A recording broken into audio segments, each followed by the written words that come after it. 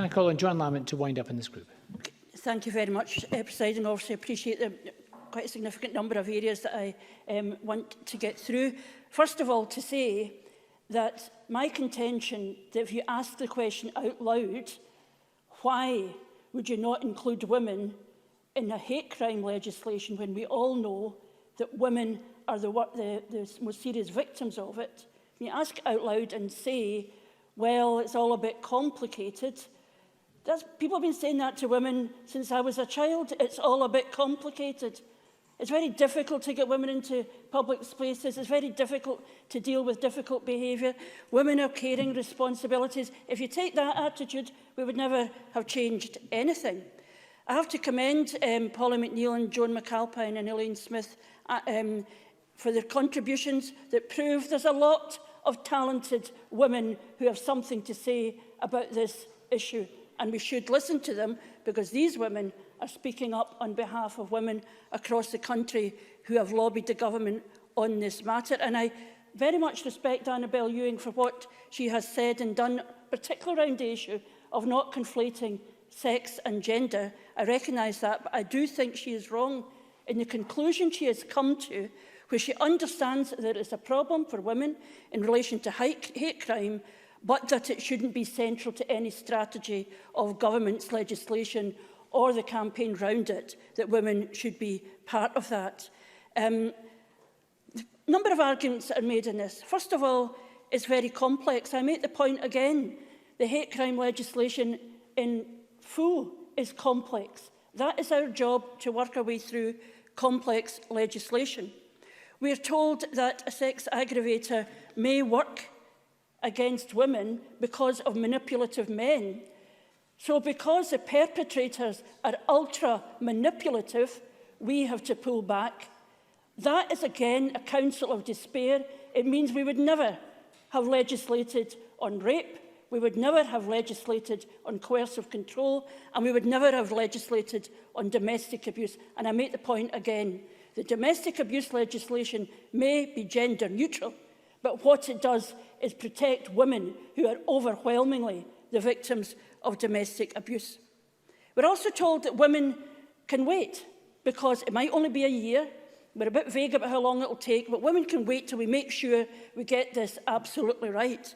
On the other hand, when people have said perhaps it might be better relating to the complexities of this bill as a whole, to try and bring people together, to try and get our communities to understand what we were doing, should we pause this bill and build consensus? And we've been told, no, we cannot wait. Let the women wait, but not every other issue in relation to the bill. That does not make sense. Now, John Finney, in his contribution, said that he was not willing to jeopardise the talented group of women, at least one of whom will be representing a group who is actively opposed to the sex aggravator being in legislation, who's part of that group. But nevertheless, I accept it is a very talented group of women. The point we would make is there's a lot of very talented women right across our communities who understand exactly what hate crime is, and we should be talking to them about what their protections should be. It is ludicrous to say that the only way forward to address the needs of women is to set up a working group. I am sure the working group can do a lot of really good work. There are very talented people there. There is no need to stop putting this into the legislation and then let the group work on the detail. And if there are unintended consequences, they can address them. A lot has been made about the evidence that says that manipulative men would make this more difficult for women. But of course, this is an aggravator. The men are already manipulating the initial charge of violence. We know that, and we need to deal with that. That does not make any sense in relation to this point.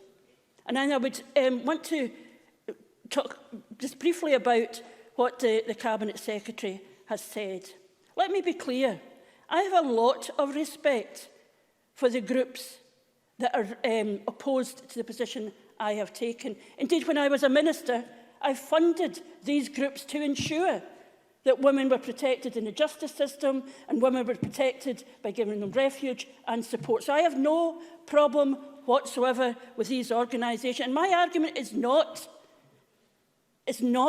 that they are silenced by their connection to their funding from the Scottish Government. It is that the Scottish Government overwhelmingly listens to them above any other group. And indeed, we found out this week that the Scottish Government does not have a list of groups of women to test their ideas against. The only people they've got are the 4 groups of people that they fund. That is a closed circle.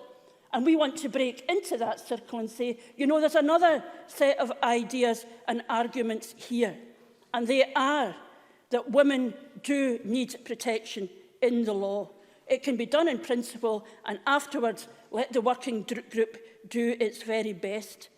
I commend, in particular, Joan McAlpine for what she said, partly for a fantastic speech making the case, but also having the courage to indicate that she will support this against the position of her own government. And I am absolutely confident if the Cabinet Secretary allowed his backbenchers to do what they know is right, they would support the sex aggravator, they would support the working group doing the detailed work, and they would definitely support the definition of sex as is in the legislation. Now, it's clear this government has form in changing, I'll finish on this point, it has form in changing definitions. You are in the courts at this very moment defending a change in definition round the gender representation on boards legislation. That has been changed. Joan McAlpine was the person who took to the Scottish Government the attempt to change the Census Act to redefine the question on sex in the gender, and has informed a lot of the work around what is in court there at the end. So I would finish on this point. If you listen to women and you look at women's experience, it is self-evident that they should be in this bill. Women would not be arguing for something that was going to make women's lives worse. And I urge the Scottish Government to listen to women, to listen to what Tim Hopkins said, that people need to see themselves in this legislation. Women are people, and they, more than anyone, know that they need the protection of the law. I would urge across the chamber that people support my amendments, and if they can feel they can do no other, at least ensure that we don't have a working group that comes back in a year's time, having redefined the meaning of sex, men and women, behind our backs, and when people raise it, they will say, why are you moving against that change? We make the decisions in here and that, and let the working group do its best. But fundamentally, as we all know, that women face hate, violence and abuse, and they deserve the protection of the law as much as anyone else.